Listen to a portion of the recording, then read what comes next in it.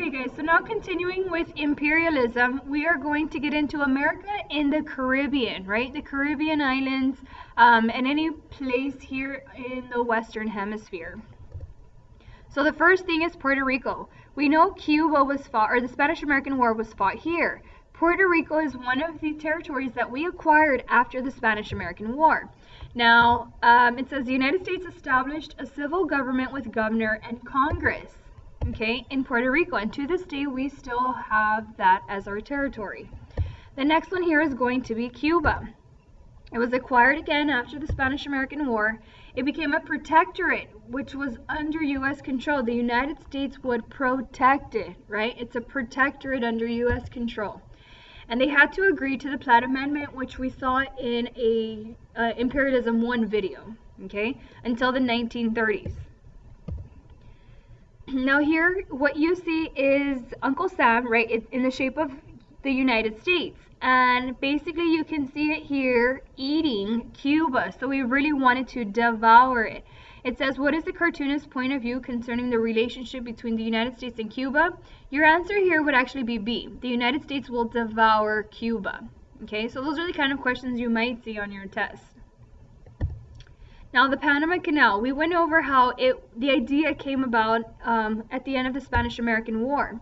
And again, it's going to cut travel time in half. Before you had to go all the way around South America, now you can cut through Panama.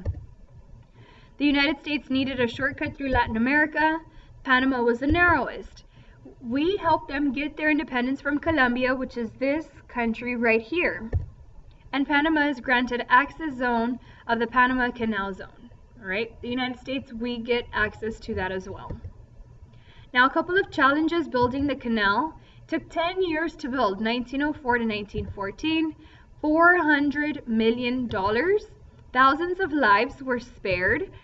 Because of the infections, it's a jungle terrain, you have malaria, mosquitoes, we're not used to that. A lot of different diseases also, so many lives were spared during the building of the Panama Canal. Now you also have different elevations or lock system, which I'm going to go over in a bit, and basically it's these ships going through one lock to another, and it's going to transfer the ships across the canal. Dr. Walter Reed, he figured yellow fever was spread by mosquitoes, so of course this is the creation of new immunizations and how to help these people not be so sick or die from these infections.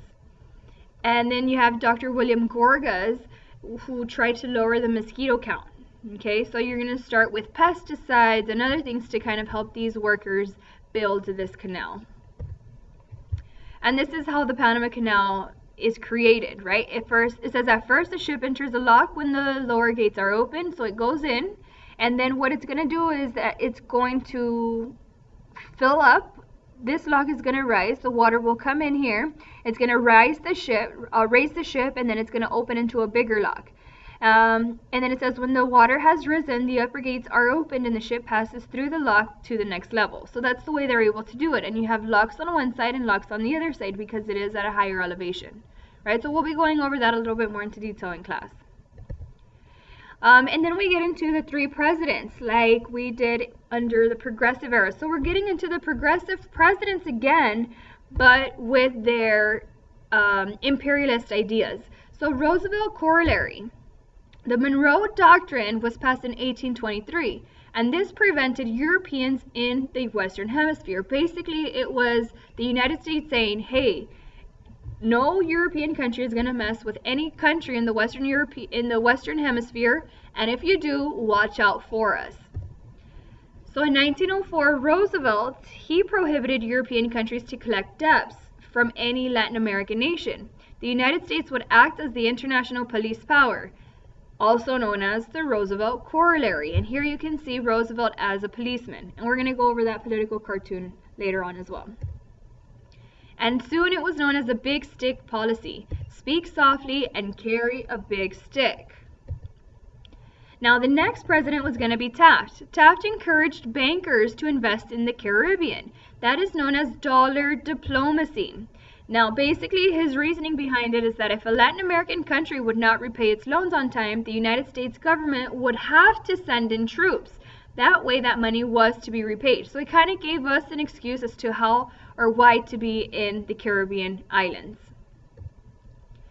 And the last president was Woodrow Wilson, and he believed in something as watchful waiting. Sit and wait. Basically, things will take its own toll.